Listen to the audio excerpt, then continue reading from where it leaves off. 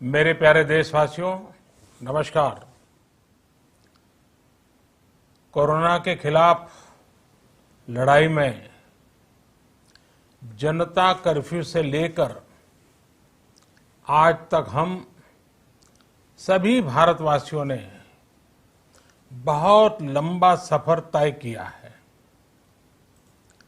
समय के साथ आर्थिक गतिविधियों में भी धीरे धीरे तेजी नजर आ रही है।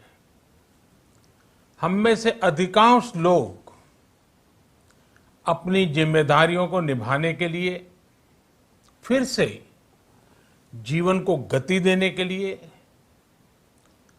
रोज घरों से बाहर निकल रहे हैं।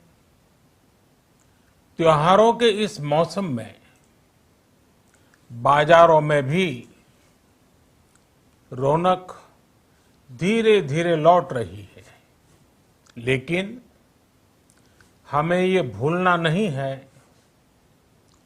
कि लॉकडाउन भले चला गया हो, वायरस नहीं गया है।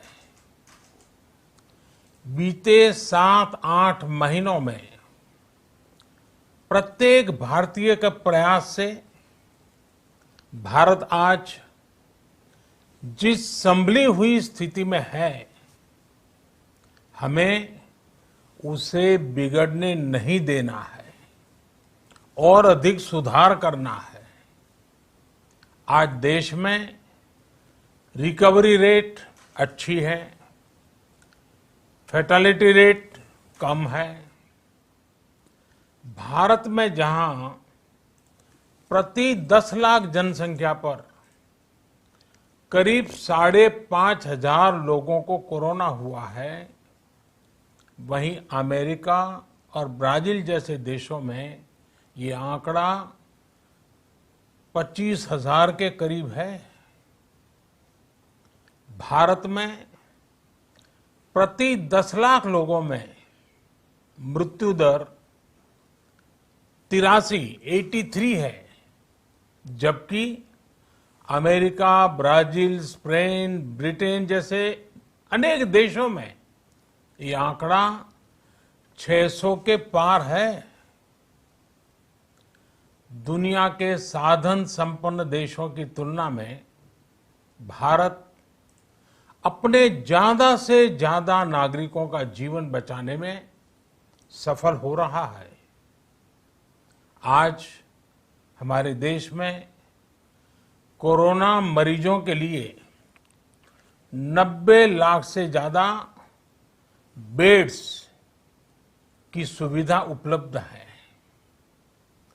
12,000 क्वारंटाइन सेंटर्स है।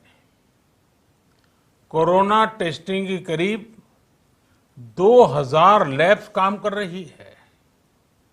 देश में टेस्ट की संख्या जल्द ही 10 करोड़ के आंकड़े को पार कर जाएगी।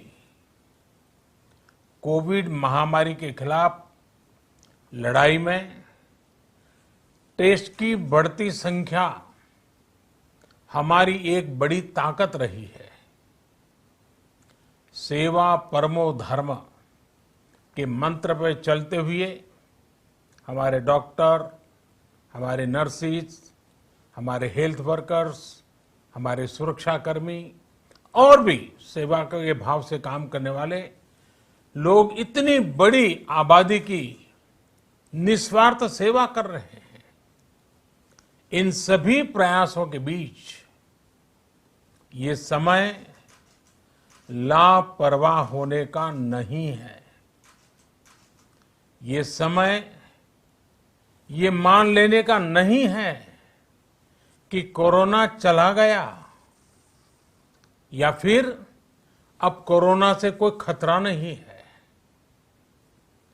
हाल के दिनों में हम सब ने बहुत सी तस्वीरें, वीडियो देखे हैं जिनमें साफ दिखता है कि कई लोगों ने अब सावधानी बरतना या तो बंद कर दिया है या बहुत ढिलाई ले आए हैं। ये बिल्कुल ठीक नहीं है। अगर आप लापरवाही बरत रहे हैं, बिना मास्क के बाहर निकल रहे हैं, तो आप अपने आप को, अपने परिवार को, अपने परिवार के बच्चों को, बुजुर्गों को उतने ही बड़े संकट में डाल रहे हैं। आप ध्यान रखिए, आज अमेरिका हो या फिर यूरोप के दूसरे देश, इन देशों में कोरोना के मामले कम हो रहे थे, लेकिन अचानक से फिर से बढ़ने लगे हैं और चिंताजनक वृद्धि हो रही है। साथियों, संत कबीरदास जी ने कहा है, पक्की खेती देख के गर्व किया किसान, अजहू जोला बहुत है, अजहू जोला बहुत है, घर आवे तब जान। अर्थात कई बार हम पकी हुई फसल देखकर ही अति आत्मविश्वास से भर जाते हैं कि अब तो काम हो गया, लेकिन जब तक फसल घर न आ जाए तब तक काम पूरा नहीं मानना चाहिए। यही कबीरदास जी कह के गए हैं। यानी जब तक सफलता पूरी न मिल जाए, लापरवाही नहीं करनी चाहिए।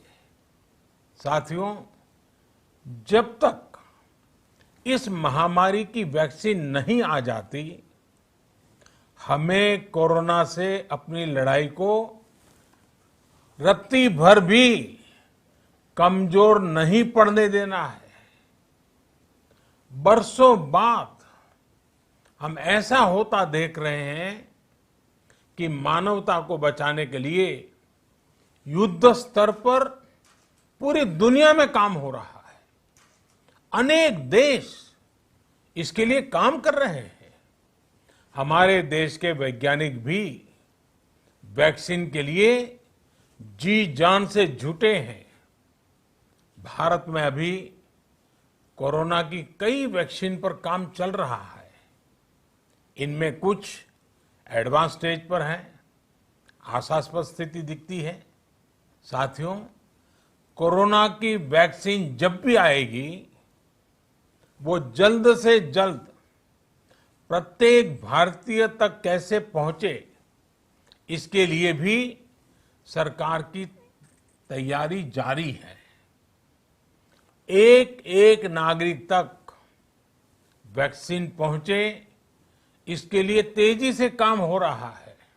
साथियों, रामचरितमानस में बहुत ही शिक्षाप्रद बातें हैं, सीखने जैसी बातें हैं, लेकिन साथ साथ अनेक प्रकार की चेतावनियां भी हैं।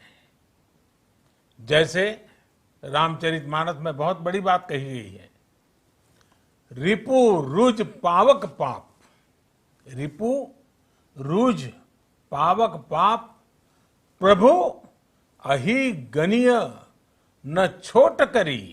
अर्थात आग, शत्रु, पाप यानी कि गलती और बीमारी, इन्हें कभी छोटा नहीं समझना चाहिए।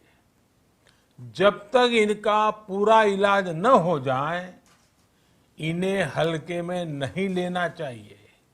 इसलिए याद रखिए, जब तक दवाई नहीं, तब तक ढिलाई नहीं। त्योहारों का समय हमारे जीवन में खुशियों का समय है, उल्लास का समय है।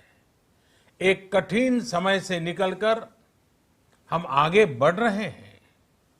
थोड़ी सी लापरवाही हमारी गति को रोक सकती है, हमारी खुशियों को धूमिल कर सकती है। जीवन की जिम्मेदारियों को निभाना और सतर्कता, ये दोनों साथ साथ चलेंगे, तभी जीवन में खुशियां बनी रहेगी। 2 गज की दूरी, समय समय पर साबुन से हाथ धुलना और मास्क लगाना, इसका ध्यान रखिए। और मैं आप सबसे करबद्ध प्रार्थना करता हूं, आपको मैं सुरक्षित देखना चाहता हूं, आपके परिवार को सुखी देना चाहता हूं। ये त्योहार आपके जीवन में उत्साह और उमंग भरे, ऐसा वातावरण चाहता हूं। और इसलिए मैं बार बार हर देशवासी से आग्रह करता हूं। मैं आज अपने मीडिया के साथियों से भी, सोशल मीडिया में जो सक्रिय हैं उन लोगों से भी बड़े आग्रह से कहना चाहता हूं कि आप जागरूकता लाने के लिए, इन नियमों का पालन करने के लिए जितना जन जागरण अभियान करेंगे, ये आपकी तरफ से देश की बहुत बड़ी सेवा होगी। आप जरूर हमें साथ दीजिए, देश के कोटि कोटि जनों को साथ दीजिए। मेरे प्यारे देशवासियों, स्वस्थ रहिए, तेज गति से आगे बढ़िए और हम सब मिलकर के देश को भी आगे बढ़ाएं। इन्हीं शुभकामनाओं के साथ नवरात्र, दशहरा, ईद, दीपावली, छठ पूजा, गुरु नानक जयंती समेत सभी त्योहारों की सभी देशवासियों को एक बार फिर से बहुत बहुत बधाई देता हूं। धन्यवाद।